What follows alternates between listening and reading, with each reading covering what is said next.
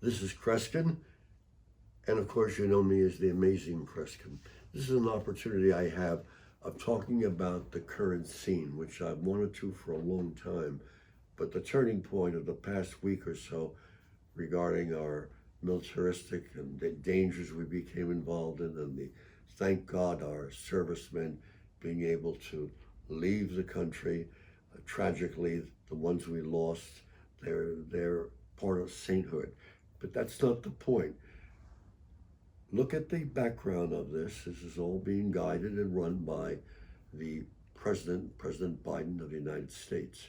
I'm not going to be critical of President Biden. I think he stinks as a president. I think he should go to hell. I think he's done a tremendous amount of damage. And many people don't want to say this publicly, but now even his supporters are starting to say it. But let's give him credit where credit is due. And I want to be known for saying this the rest of my life. He's accomplished what he intended to achieve. Yes, he's helped support the breakdown of our educational system, whereby kids from kindergarten on are going to be educated by that special system that was designed 4 years ago in universities to cause our young people to look at our history with something of a negativeness. Let's also look at the fact that the president is here to protect us. Protect us? Am I out of my damn mind? One of the techniques to use was to tear down the wall. So instead of a few hundred people breaking in, you had thousands breaking in. And furthermore, after they broke in, many of them were allowed to continue into cities, and we have never been told we're supposed to be protected. The United States of America, the strongest force of all, is the protection of its membership.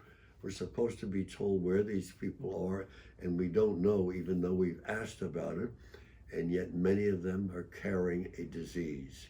So the president's introduced a disease. Now give him credit. He is successfully achieving what he wanted to achieve. And the business of, our comedy and humor and books sold, that has been heavily criticized. The field of comedy, of course, today. And I just spoke to someone yesterday and the night before in LA. It's been crippled by the pressures put on, because now in every comedy audience, there's a paid group of people who will stand up over some issue and make a scene and then walk out. So comedians are only doing performances in many cases for private events. So our culture is changing dramatic. It's resulted in smaller attendance in restaurants. By the way, one of the great gifts of shutting down, and when you, as your aim and plan, and the president's aim is to turn this nation into a communist country, call it anything else you wish. The bottom line is, as was just said yesterday in the news, basically a communist setting.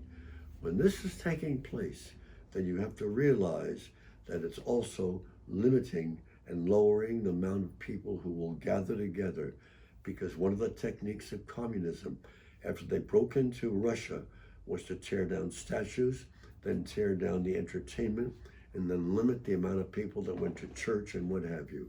And as many of you know, church attendance has slowly diminished in the United States of America. Many people are afraid to get together in a church setting, smaller attendances, and many, even in weddings of all things. And finally, the fear that's been created by the tearing down of a lot of these boundaries. We had police that were supposed to be protecting us. What a mistake that was. And my brother was a policeman 20 years, foresaw this coming, but never to this degree. And then we are flooding the country with outsiders, not people that are illegal aliens, people who are literally illegal aliens. And that's the way, not the way you with pride became an American citizen. Our country is being actually damaged immensely. The prisons Can you imagine multi-millionaires spending billions of dollars so that prisons in California, when I talk to people who live there, say, Kreskin, thousands are now flooding major cities, sleeping on the streets, and they're prisoners. Weakening the police, the military, and this is something I never dreamt this would happen. But for a military to leave a country and still leave behind scores and scores and scores of American citizens. But that isn't what leaves me stunned. If you've ever studied history, we're not allowed to anymore. It's not going to be taught in schools. No, not real history.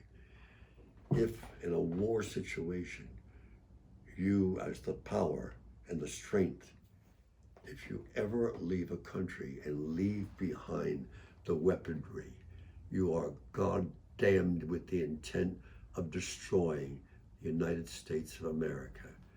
And Biden is succeeding in its ambition to remove the United States of America from its true meaningfulness. For this, you've got to give him credit. But don't blame him. Blame every damn Republican and every damn socialistic, democratic person in office. Because why aren't most of them protecting and stopping this abuse of the safety of the United States of America? The theory has, the rumor already is out, that because of those powerful weapons that are now in the hands of an enemy, there may be a tendency or a plan with the bombing of New York City within the next 2 or 3 weeks, because they invaded New York at another time, and that celebration of that time is taking place in these 3 or 4 weeks. If it doesn't take place then, we don't know when it will happen. But don't think that that's part of the plan to destroy the American citizens as it now stands. This is a legacy of President Biden, who should be leaving with a multitude of thousands of his people behind the scenes office now.